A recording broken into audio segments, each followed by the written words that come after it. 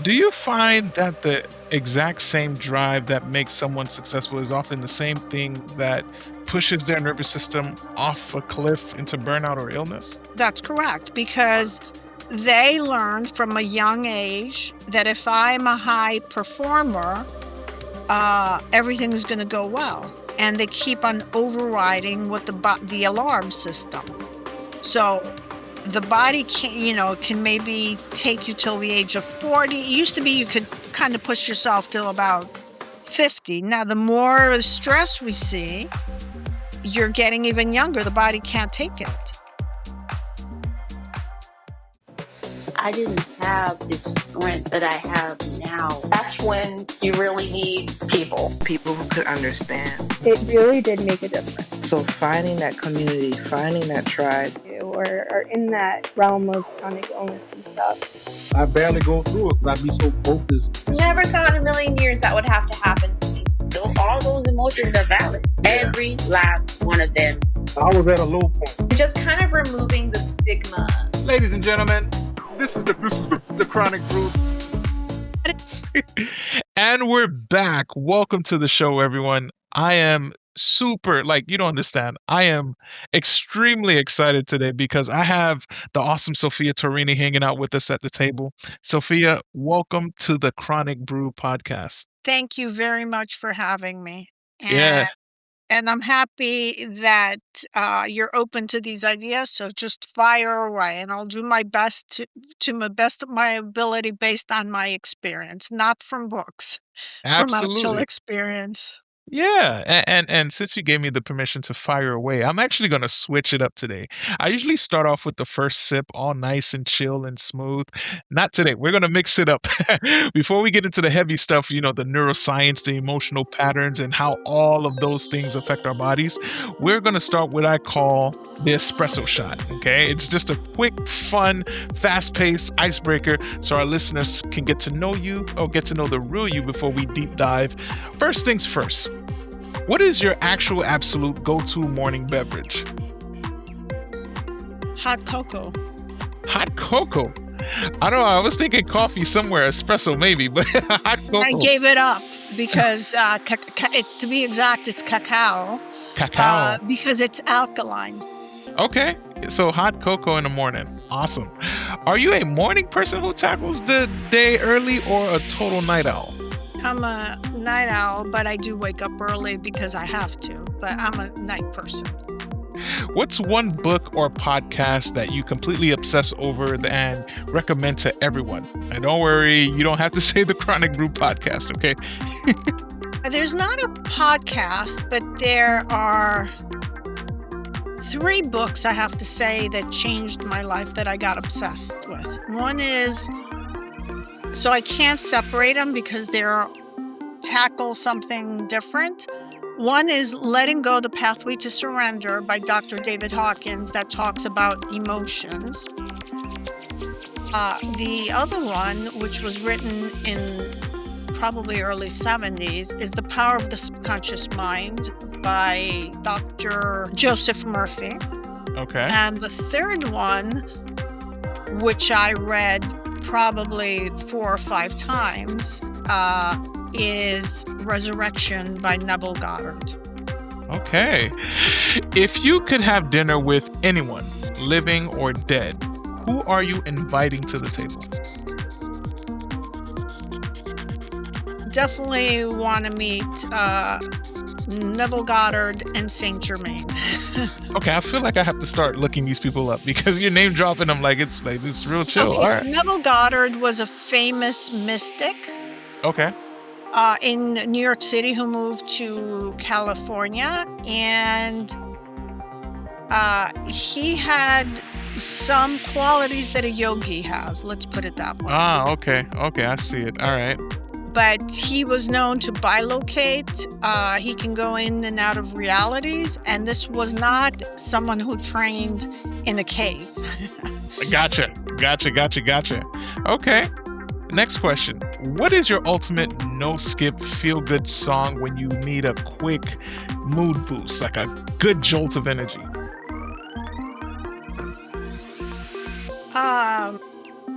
30 seconds. I can't think because there's a few, but I do like Stairway to Heaven very much. Okay, Stairway to that's an 80s track, right? Yeah, that's a Led Zeppelin. Yeah. Okay. What's a habit or hobby you've picked up recently that has absolutely nothing to do with the work that you do?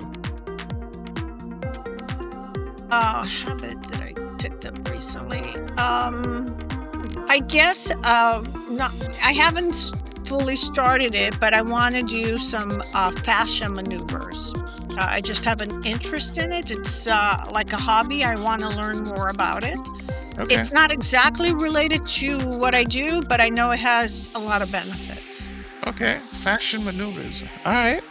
In just one word, how would your closest friends describe you?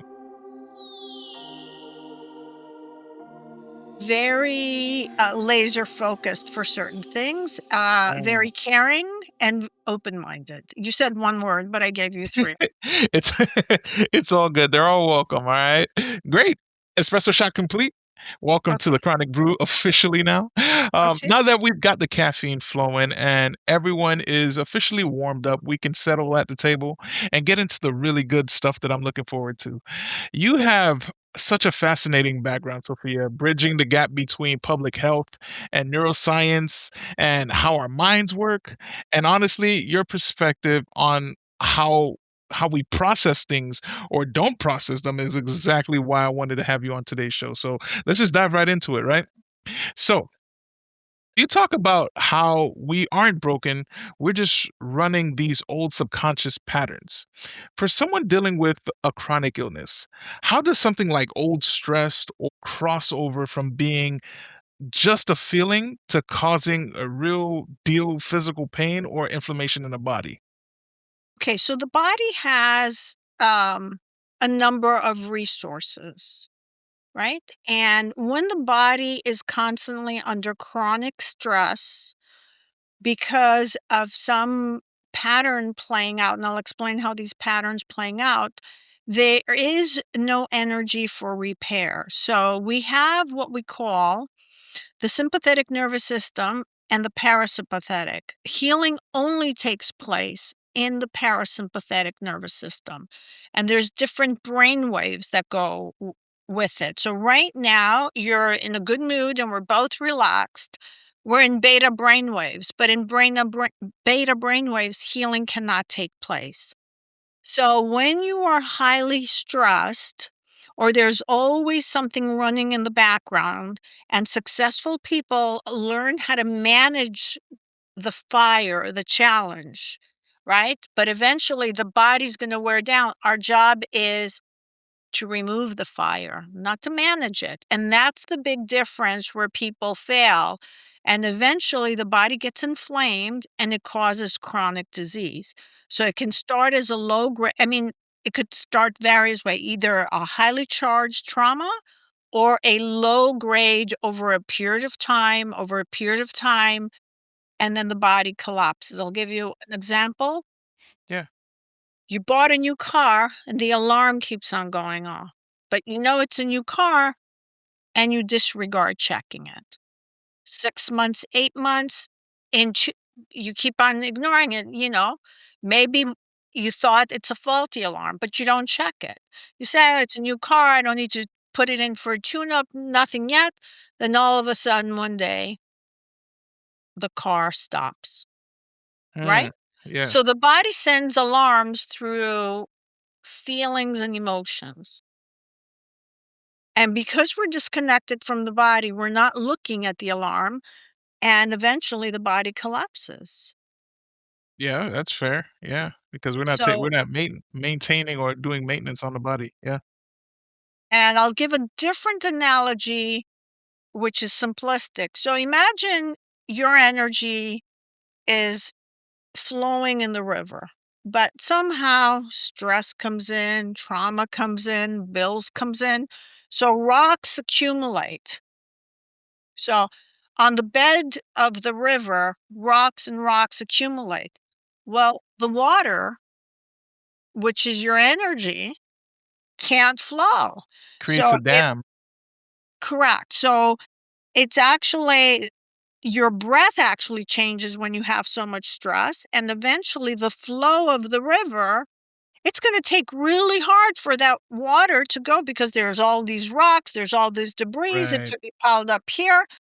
Well, you can't get a stream. Wow. Yeah. So it's almost like the equivalent of a heart attack, where your arteries kinda get clogged up and it stops beating. Wow. Yeah.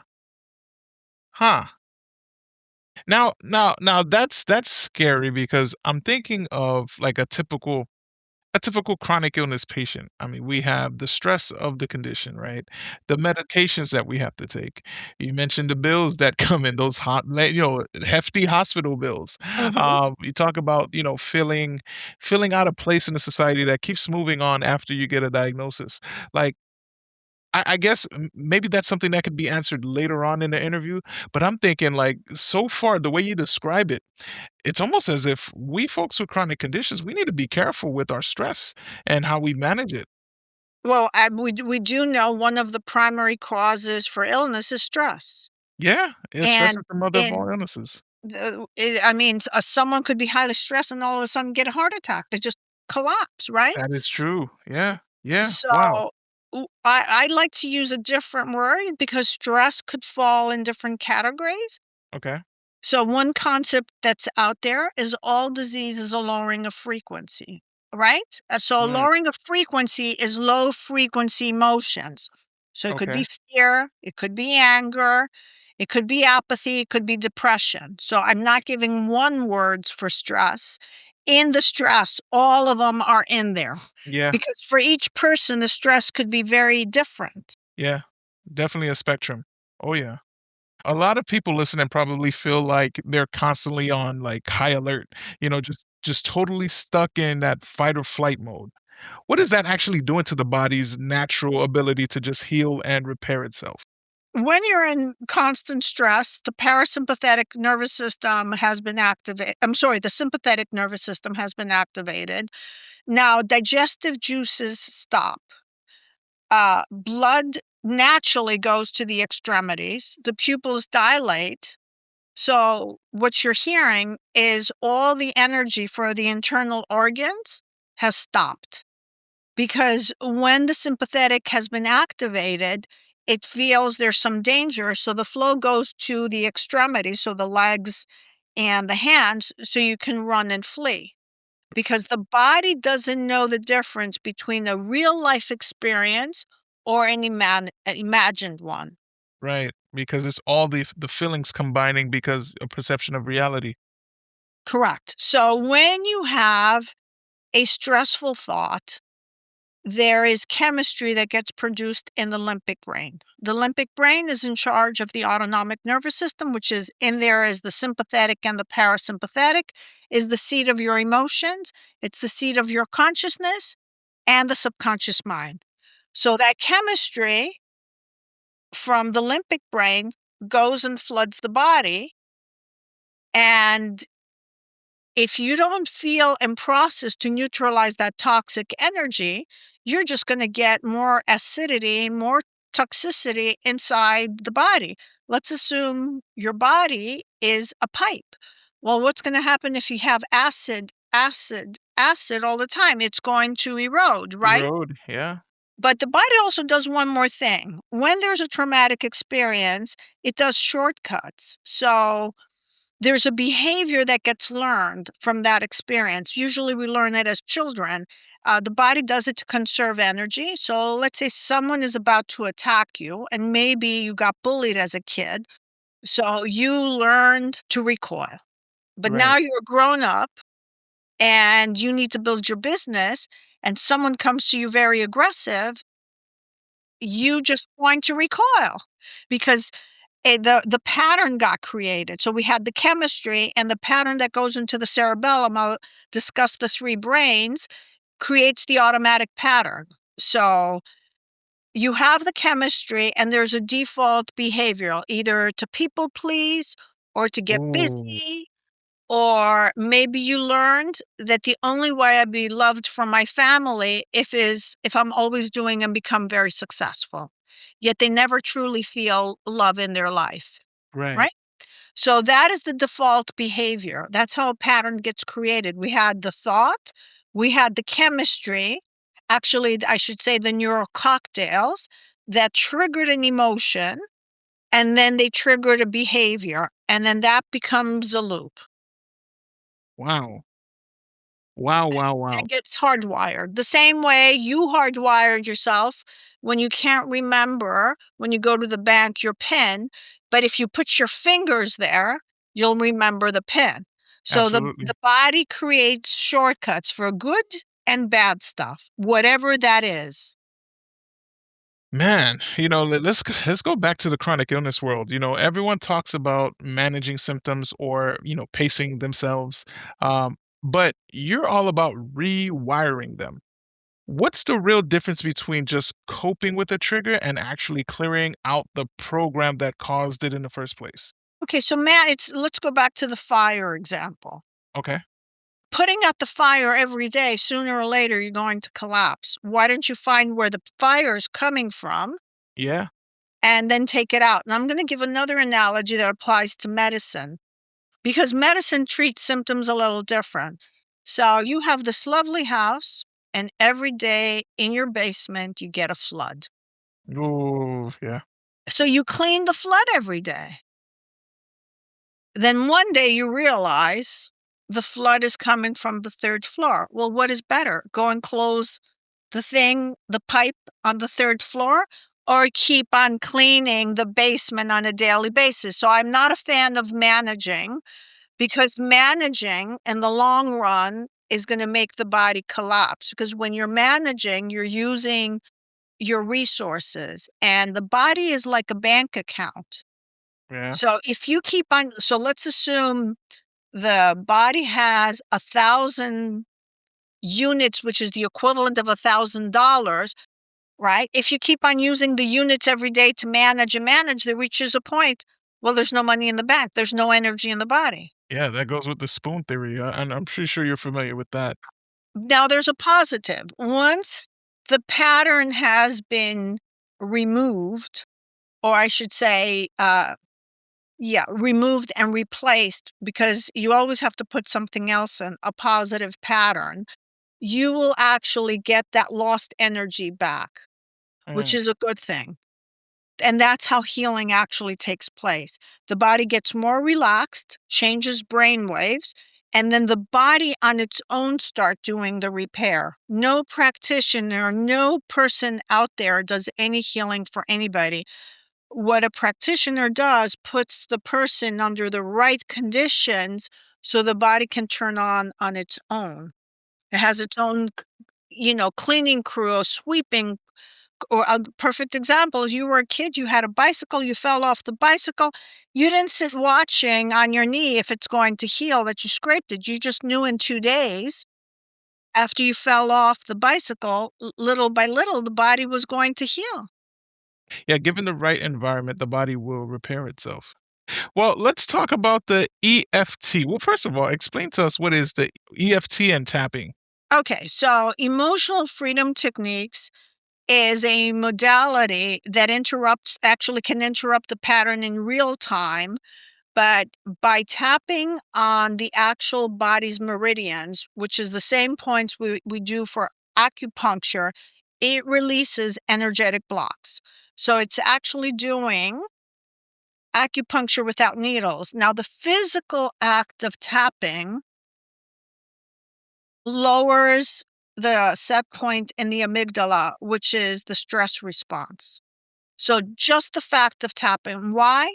Because if there was a tiger behind me, there's not a chance in a million I would be physically tapping, right? And we said the body doesn't know the difference between a real life experience or not. So when I physically tap on the body says, oh, there's safety.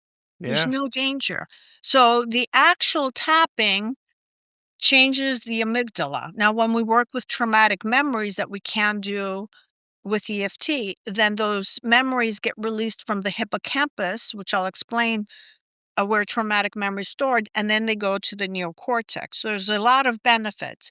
And from the clinical trials that have shown that 1 hour session can reduce cortisol, which is the stress response, by 43% in 1 hour. Wow. Wow. Okay, I don't think I know a pill that's gonna drop your cortisol within 1 hour so fast. Wow. And to be quite honest, to anyone, looking from the outside, it can look a little out there, when you're tapping on your body, you know. But then again, at the same time, what you're saying is it acts like a circuit breaker, for that deep stress response. Correct. So let's give when people are stuck. This is a perfect example. So the reason people are stuck in their lives, they have a dream. So their conscious mind says, you know what? I want to build my business.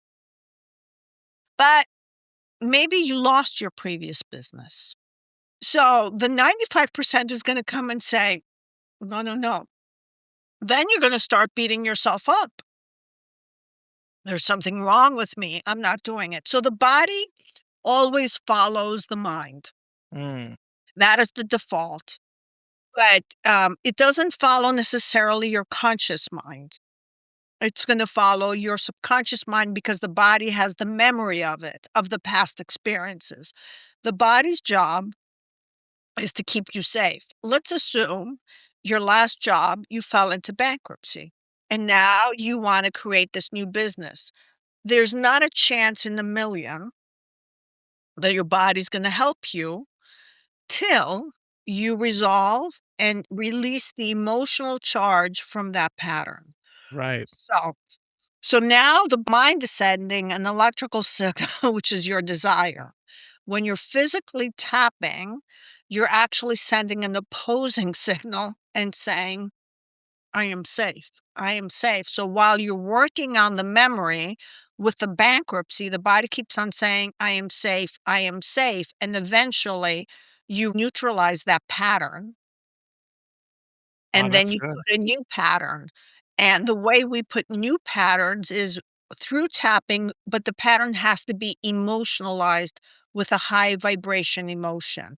So, what would that be? The joy and the success of your business and how much you're serving other people, right? So, we have to override it after we remove the pattern the same way it got created, but with a Right. different frequency. So, a pattern gets created by a thought, your thoughts, emotions, actions, and deeds. So your thoughts, your emotions, your behaviors or actions, and your deeds, which is the same thing. That's how a pattern created. So we're deleting the fearful one that the body has said, well, Mr. Cool Beans filed for bankruptcy. We are not going there.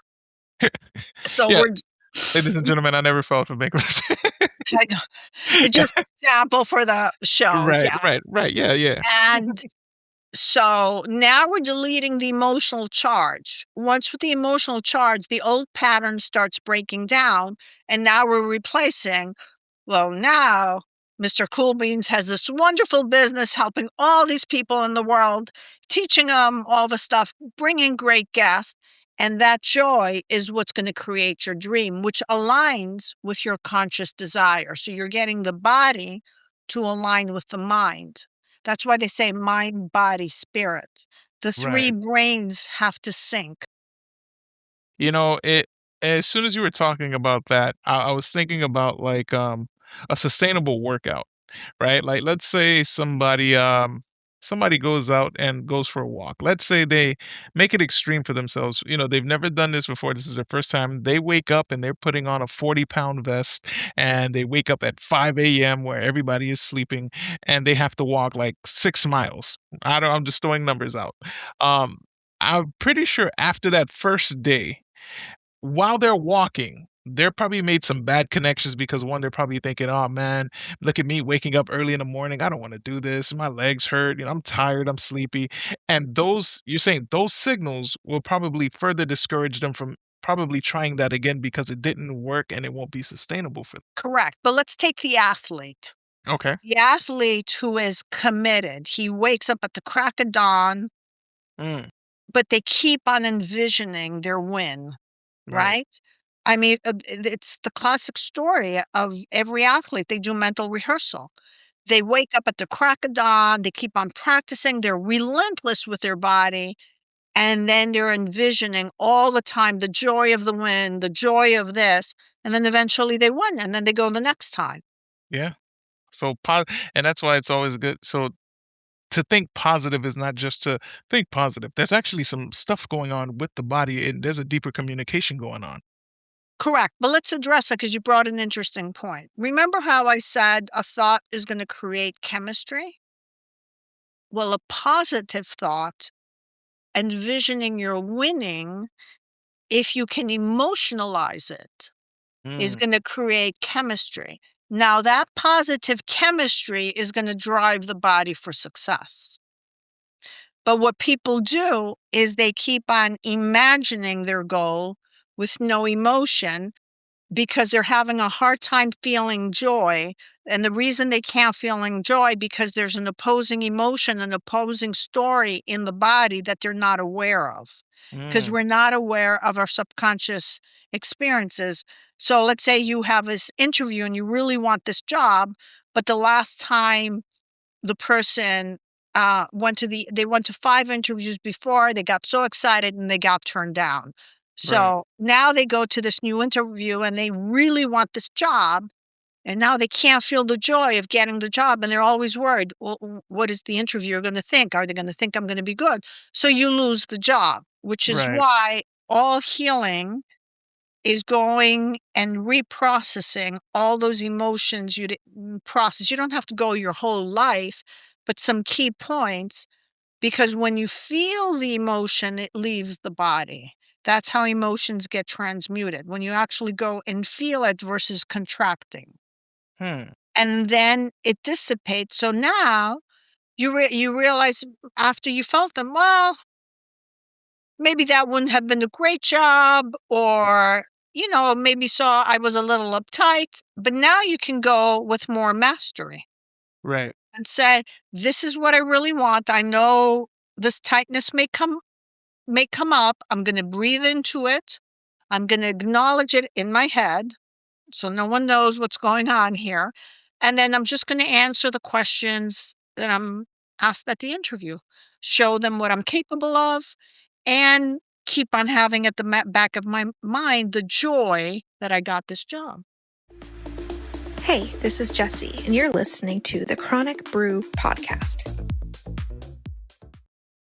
I'm pretty sure a lot of people can relate to this as well. You know that thing called imposter syndrome? Hmm.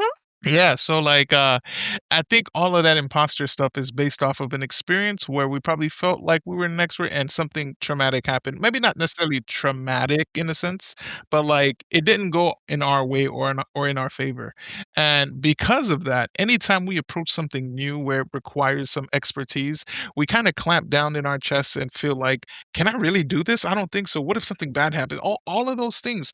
And what I'm thinking about now is like even for example, starting this podcast. I've never done a podcast, okay? I never kind of put my voice out there into the ether. You know what I'm saying?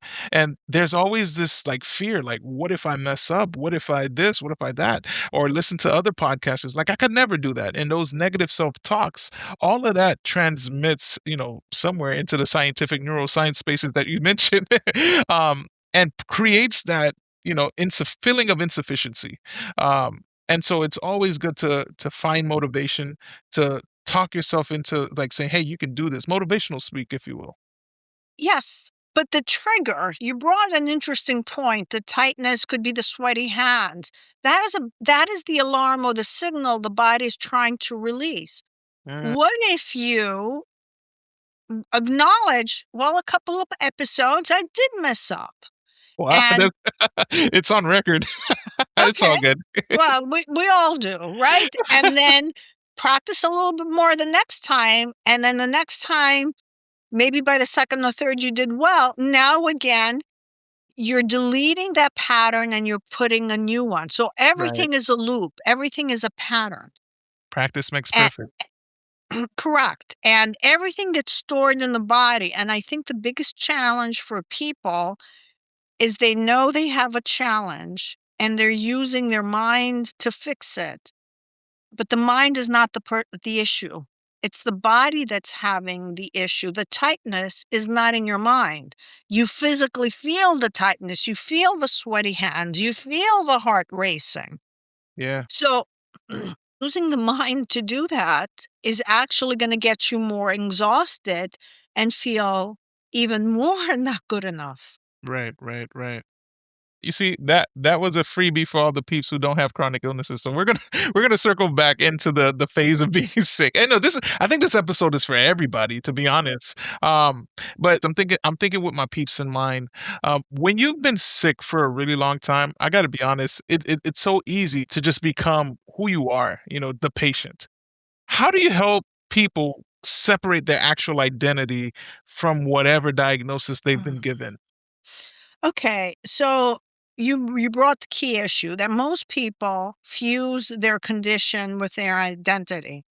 They don't do it consciously, but by little working on it, you're actually seeing that the condition in the body is a challenge in the operating system, and you don't have to identify it. Right when your computer is broken down, you're not necessarily broken down. You might be upset, but because we identify with the body and we know from science now that the body operates almost like a computer. Yeah, it's a So machine. having chronic fatigue or whatever the label is becomes a self-definition.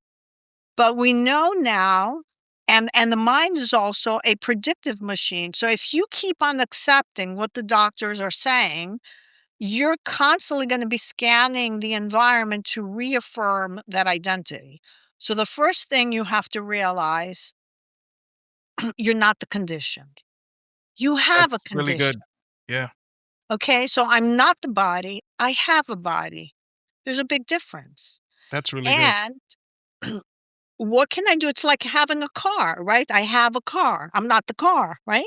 So start working now with the body to see what's creating this deterioration or lowering signal or the corrupted signal that's being given. And when you start detangling it, you're going to be releasing energy. And if you can change your brain waves are an absolute must for healing, then the body is going to start to heal. And the fastest way to change brain waves is by releasing emotions, processing the low frequency emotions and redirecting yourself to the new emotion, not a thought, but to new state of being. And that's how we see all over the internet. People have done other modalities than EFT. All of a sudden, cancer's here, cancer's gone. They were expected to die, and there's nothing magical that came out of the sky to heal them. They put their body, for whatever reason, they found what worked for them, and they put the body in a position that it felt safe, and it started to heal. Because when you have a chronic condition and you believe in it, the body's going to be on high alert. And when the doctor keeps on giving you bad news, the body's going to be even on further high alert. And then the meds make it even challenging because they have so many side effects. And then you get upset and you get angry and you have fear. Now the body is like exasperated. It's bombarded with all these messages, and it says it's like having 50 pages on your computer open, asking at the same time, do this, do this, do this. The computer's going to crash. The body's going to crash. Yeah. Yeah, and maybe there is something to where, you go into the hospital for something dire and you just remain positive. Not just for positivity's sake, but just kind of have that envision like, I am gonna beat this. I'm gonna try to beat this as best as I can. That sense of positivity. And we know that, not all 100% of the time, folks are positive in a sense. But sometimes there's just a lot going on in the body to where the body itself can't, recuperate as well as it could. It just goes to show that no matter what we're facing, if we're still here, there's still work that we can do in order to kind of get our bodies in a better position and not to decay as fast as it could. Whereas if we just kind of focused on the negative. Correct. And now we even have the greatest news that the brain is neuroplastic. Your age doesn't matter anymore. Yeah. So you can rewire your brain. So the key here is you have to prune the old synaptic connections to create the new one. So you can't plant a garden with the poisonous plants there. You have Right. to weed the poisonous plants out first and then put the plants you actually want. And then you have to cultivate them. You have to, put some water, put some good soil. That's exactly what the body needs. But if we stay in the same environment and we have the same beliefs, knowing that the brain is a predictive machine, Right. and if you believe what the doctors are saying, if the doctors keep on giving you bad news and you believe in it, you have a very small chance of living. I mean, they've done studies on the placebo nocebo effect. They've told clients, they did some experiments, some surgeries even, that they fixed their knee and they did nothing. They just did an incision and whatever, and like an arthroscopic surgery. It's actually documented. And they lied to the patients that they did the surgery. They just cut them and sutured them. And the person started walking better. Wow. This is documented. And the famous cases when they ran out of morphine, I can't remember if it was First World War or Second World War II. They ran out of morphine and they were having a lot of surgeries and amputations. Right. So the person injected saline water saying it was morphine and they didn't feel the pain. Yeah, I don't know. I started thinking about Saving Private Ryan. Sorry. But wow, that's very interesting. Very interesting. You work with a lot of high performers and people who are super driven. Okay. Do you find that the exact same drive that makes someone successful is often the same thing that pushes their nervous system off a cliff into burnout or illness? That's correct, Wow. because they learned from a young age that if I'm a high performer, everything's gonna go well, and they keep on overriding with the alarm system. So, the body can maybe take you till the age of 40. It used to be you could kinda push yourself till about 50. Now, the more stress we see, you're getting even younger, the body can't take it. So now that person has to start slowing down, and that's hard for them, and not use force. The body doesn't do well with force. So high achievers are usually in high beta brainwaves. Okay. Very high beta brainwaves, just those brainwaves, is going to make the body sick. Hear that, people? Start tapping into your subconscious and stuff like that. All right. Um, there's this unspoken rule that if you've been sick or stressed for like 10 years, it's gonna take another 10 years to fix it. Why do you say that's not true? How Well, can I was sick for Mhm. 16 years, and it took Okay. me 18 months to fix it. Ah, okay. So I can tell you from personal experience. Yeah. Well, then the follow-up to that, it would be how can transformation actually happen way faster than we think then? It's how willing and how open is the person willing to feel safe in their body. That's actually what's gonna determine, the healing. So the more you can process the lower frequency emotions and face them and let them go. It's not just seeing them, feeling them and letting it go, the faster the transformation. Now, I was a little stubborn, so I didn't feel comfortable feeling my emotions, so it took a while. Now, Okay. 18 months to 16 years is not a very long time, but there's some people, younger, like in their 20s, uh, you can get them to move a little faster because the personality is not so hardwired. And I can teach them to engage with the body. Versus me, I had all these beliefs that, you know, how can this tapping work? First of all, it looked ridiculous. And I didn't know the science well. Even though I read some of the science, it didn't make sense to me at the time. And then, of course, I did have this belief, if you have a chronic illness, it'll never gonna heal, so how can this thing heal? So you have to get rid of a lot of your collective and your own beliefs, which are limiting beliefs. You mentioned something here, feeling safe. You got to start feeling safe in your body, and also you have to be a willing participant to the healing process itself instead of letting the body decay. It's tricky because we all say our bodies are creating its own new rules now. It's not functioning the same.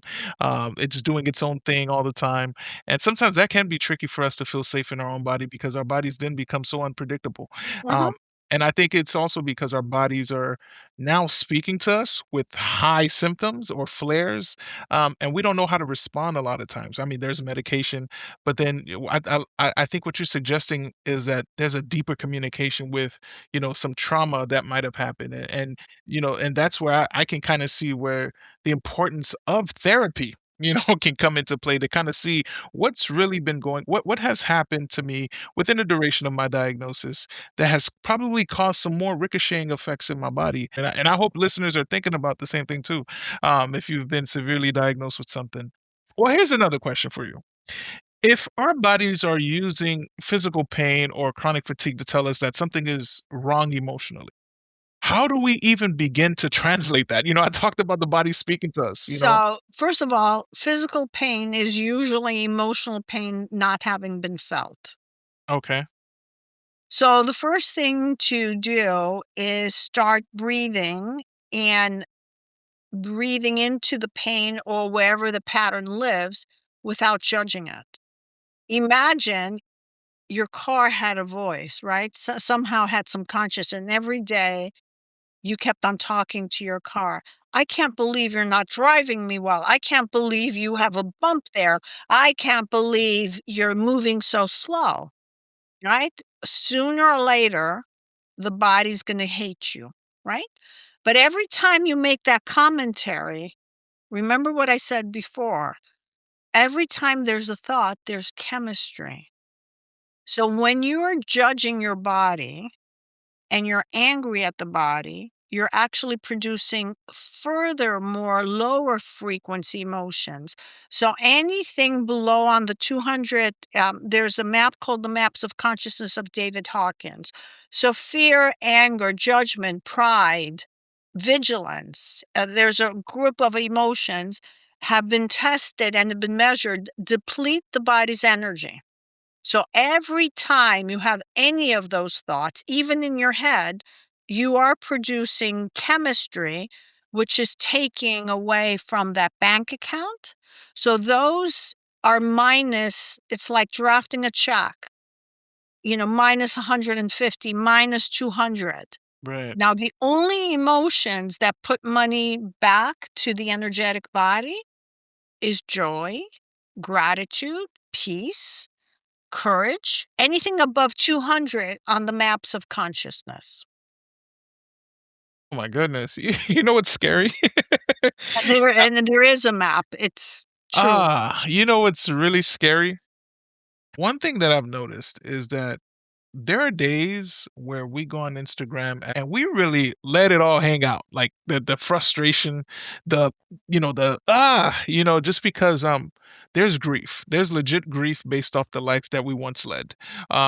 All of it valid, things that we can't do no more, whether we have filtering kidneys, whether we have to use now mobility tools or not, or whether we have to rock a wheelchair, whatever the kid neck brace, have to do extensive surgery. There's this grief.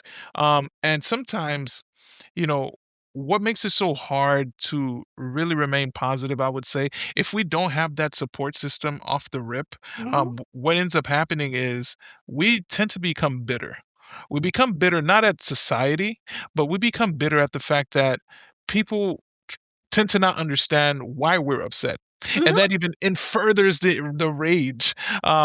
And I say all of that to say I feel as if there is some real damage that we're doing that we're not conscious of when we remain in a very negative space with our chronic condition. That's Like correct. and I know I try to be and I'll be honest, I get off of this podcast and I'm not as positive a lot of times, my wife will tell you the first thing. But I think what I'm getting at is we we need to try to stay positive. We need to smile more. We need to, do things to show the world that, yeah, we have this, but, it is affecting us, but I'm going to choose to be happy, or I'm gonna choose to smile, and unknowingly rewrite the things Mhm. that are going on in our bodies, you know what I'm saying? Because there's a lot of negativity, in the chronic illness space. While valid for sure because of the grief, we gotta turn the clock sometimes and be like, "Hey, look, I'm gonna choose to show positivity no matter what happens." Okay, so let's take it from a practical because that's a very good concept you brought. Remember, we said that anything that's a low frequency emotion will automatically activate the sympathetic nervous system. Yeah, So, legitimate or not, yes, you are going through the grief. That doesn't mean the grief goes out the window, right. but let's address what we do first. We have to keep on reshifting by feeling the grief little chunks at a time to let it go, right? Imagine it's a pipe and there's toxic waste in the pipe. Now, you can't let it, I mean, some people can. I personally can't let all the toxicity go. So you Yeah, open up the pipe, let a little bit go, and then you shift to the positive state, which is putting some clean water in, right? So eventually, if you keep on doing it, the pipe is going to have clean water. But if you keep on holding the toxic water, which is the toxic emotions in the body, there's not a chance you could heal. So yeah. if you're looking at the big picture that you want to heal, it's not about denying your emotions. It's about feeling them and processing so they can move through you and out of you. Mm, yeah, yeah, and, thank you for saying that. And you said something that I liked. So the smiling, Yeah, when you smile, the body automatically goes to safety. hmm, So remember, happy emotions and smiling or positive movement like dancing, joyful dancing, yeah, is going to shift the body to safety. Remember, the body has gotten ill because it's in this high beta brain waves and it's not safe to turn off the stress response. So if you do these little acts, whether it's smiling, dancing, or whatever it is, now you're shifting, you're giving it 5 minutes for repair in the beginning, and then you go backwards, but then you give them 10, and then eventually you keep on rewiring yourself to the new state. So the reason you're shifting this is not for the benefit of someone else and not to think positive. You're actually doing it for yourself to feel better. not even gonna lie, Sophia, you have a lot of, it sounds like a lot of personal experience in this, you mentioned that your own journey got really personal and that you've been through your own season, okay, of feeling totally stuck and overwhelmed. I gotta ask you, looking back at your own path and even your own health, uh, what was that big aha moment for you when you realized that your emotions were literally shaping your physical reality? And also, if I may, how did that change how you take care of yourself today? Okay, so there were two ahas, it wasn't one. So at Okay. some point I started reading some books that was mind, body, spirit, but were pretty much the the brain body connection. So I started understanding these concepts about brainwaves. Made a lot of sense.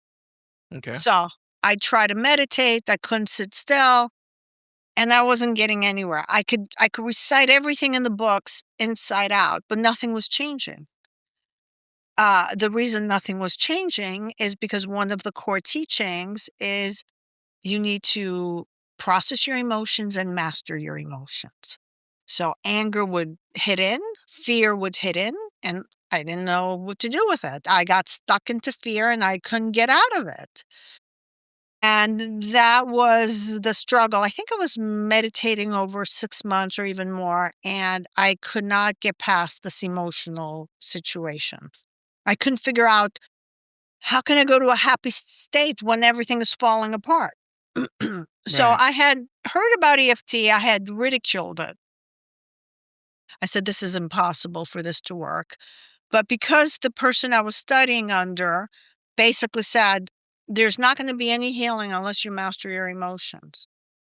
So I tried several modalities and they all were failing. So I tried to, now they don't fail, but at the time they were all failing. And I want to explain why they were failing, because there was nothing wrong with the modalities.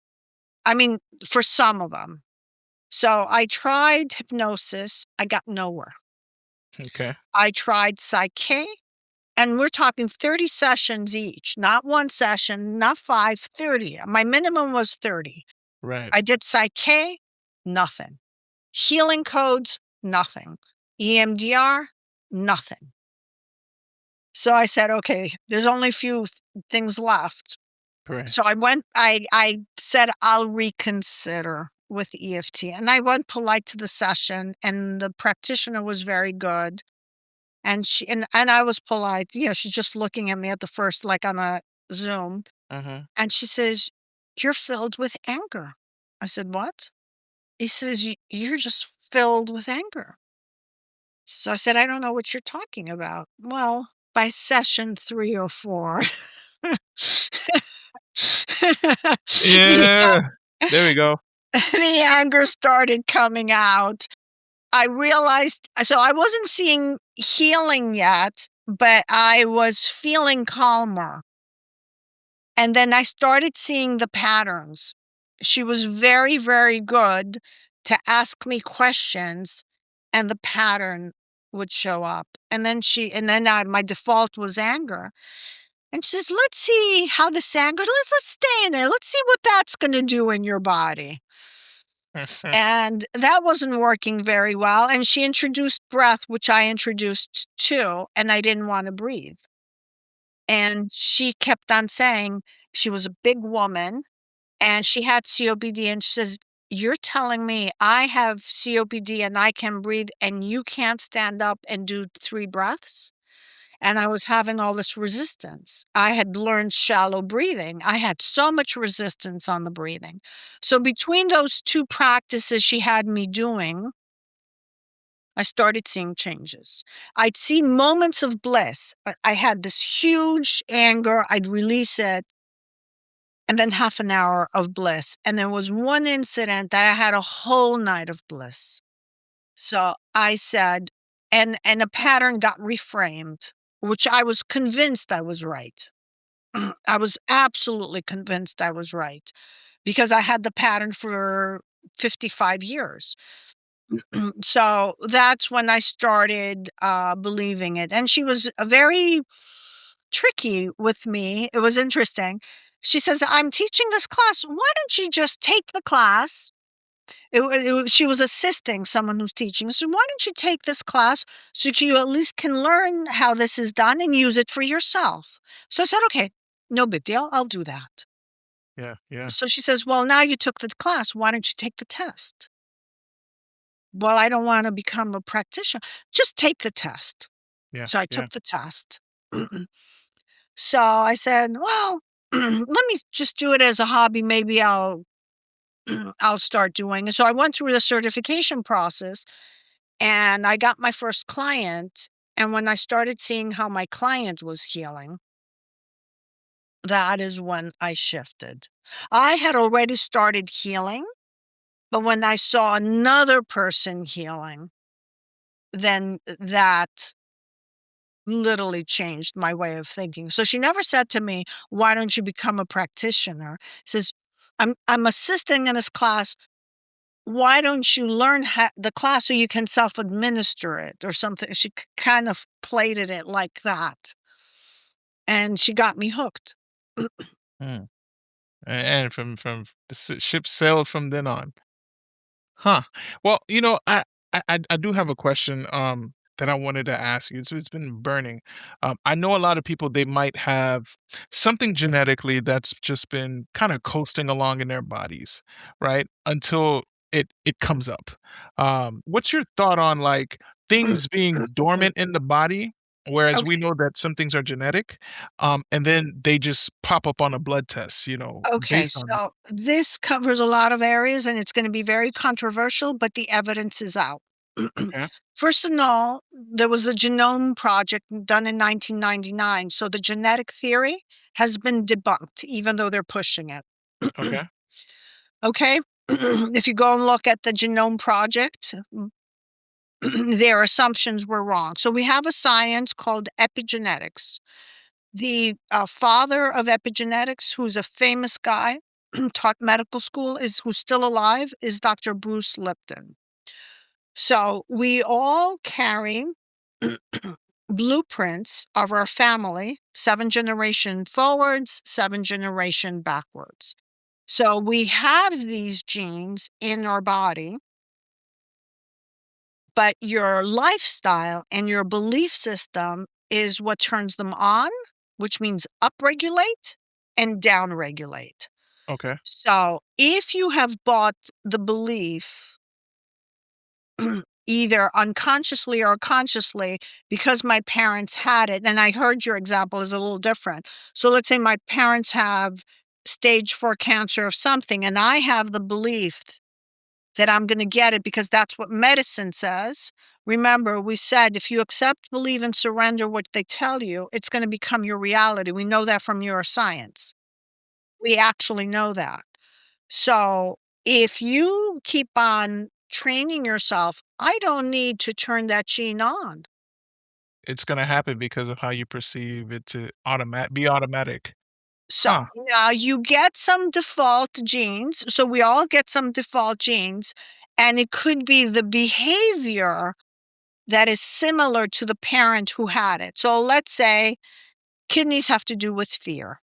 So if kidney issues run in the family, that means there's high unprocessed fear. The person hasn't learned how to process this fear. They're always on extreme high alert for safety. So you had, let's say, the father have it, the grandfather have it, and all of a sudden, behaviorally, you don't know what they had, but behaviorally, you learn to behave the same way. That emotional pattern is going to activate the same gene. And now you have to reverse engineer. How do we know that is true? We know that from the signs of metaconsciousness and German new medicine. Every emotion has a biological track. So the lungs always carry fear for life. So that's why during COVID, everybody was having lung issues because they were told they were going to die. That's Pneumonia is always related with fear for life. Now, if you get diagnosed, a bad diagnosis, a lot of elderly people, when they get the bad diagnosis, they get pneumonia as well, because now they're told they're not going to live, so their lungs shut down. wow. So emotions definitely play a factor on very particular chronic conditions. Wow. Absolutely. That we know that Dr. Sue Morter teaches it, Dr. Bruce Lipton teaches it, Dr. Gabor Mate teaches it, Dr. Joe Dispenza teaches it, and the science has been proven. All disease is a lowering of frequency. So the question is, how are you processing these emotions? Huh. Is So that is I know this is redundant, but is that also why, like, when somebody, like, gets a shock or something traumatic happens, they break out in hives or something like Mhm. that? Yeah, so Wow. the hives also could be so the pattern with skin conditions, so they get something and it could be some separation. So skin conditions have some separation. So my cousin, when she was young, her father and her mother died within 9 days apart. She Gosh. immediately got psoriasis. Wow. Because the parents were very loving, she lost both of them, so she had a separation conflict. She had other conditions as well, but it immediately showed up in the skin as psoriasis and severe eczema. Wow. Wow. And So that there is a mapping. Now, the Chinese medicine have a mapping, but is not as detailed as metaconsciousness and German new medicine. So you put even paralysis or multiple sclerosis has a biological track. So you put the condition is, and it tells you what the pattern is. Remember, the body is a biological computer. So now let's reverse it. Now let's say you've activated this genetic thing you believe. First of all, you have to start believing that the body can heal. If you don't give the body the benefit of the doubt, you're Yeah. not going to go very far. Right. Number two, you have to find the emotional pattern that is triggering that condition, and you keep on having to release that emotional pattern and replacing it. Like kidneys and kidney stones, there's kidney stones is a lot of acidity because you're always being threatened. Something's always happening, being threatened. Yeah. And So diet could definitely play a factor within that too. Yeah, yeah, yeah. So everything, including your blood sugar, is you're not sweet enough in your relationship. There's something happening in the marriage. So diabetes also has eating behaviors as well. The eating does contributing for certain stuff. So some people try to combine healthy eating with the emotional healing, but the emotional healing is about 70% of the healing. So it's significant than the healthy eating. Now, I don't recommend going and eating highly toxic food. So you brought Right. something interesting. I was a big cappuccino and espresso drinker and loved coffee. I couldn't start my day without coffee. And when I started this process, I wanted to give my body a boost. And there was a physician, there were a few, but one that I called, I knew about it. He basically said, if you want to heal faster, you need to alkalize. Mm, So, and it was a change in what I was eating. So coffee is acidic. it is So, acidic, yeah. so I had to give it up. And I had to eat a lot of raw vegetables and avocados and greens because they're highly alkaline. And then you test yourself with a pH strip to see how alkaline you are. And it took me 3 months to alkalize. But as soon as I started alkalizing, I started feeling better. Now, toxic emotions create acidity in the body, which is why there's physical pain. Physical pain in the body is lactic acid or those acids that the chemistry that got produced that go in certain areas. So when you keep on alkalizing, and breath work can alkalize you, like deep breath work, not slow breathing, then the body starts releases those toxins. You know, this might definitely have to be a part two, because there's so much more I want to dive into the framework of what what you do professionally. So we might have to schedule something in the future again. Maybe Uh, we could do a demonstration. I'd be happy to do that. Absolutely. Man, Sophia, thank you so much for sharing that. I know it's giving a lot of people stuff to think about, but I just want to, make sure that everyone listening can find you and deep dive into your work. Where can folks go to find you, connect with you, check what you do, and grab your links? Okay, so my website is tapintourbestself.com, and all my social media has the same handle, Tap Into Your Best Self, with an exception of Facebook, which is tapintourbestself.org. I offer a 30-minute complimentary session if they have some questions. I offer a 75-minute neuroscience class that I teach. And sometimes I do groups and I do individual sessions. I write a blog, and I do have a lot of stuff that I post for free on social media. I like to give science because once you know how it works and why it works, you're going to be engaged more. And I think that's what changed because I come from a science background, I had to know why it works. So just because someone said it works, I'm not going to buy into it. Right. Right. Well, we'll make sure we drop all of those links for you guys in the show notes so that you can just find it with just one click. Sophia, thank you so much for hanging out with me at the table today. You've been brewing up stuff with us, brewing us some serious things we can sip on. This was truly, truly incredible. And to everyone at home, whether you're in a car or whether you're at home in a bed cooling off, thank you so much for spending time with me today. You can follow us on the Chronic Brew at Mr. Coolbeans 2889. Trust me, I will make sure Sophia's links are all up in the show notes.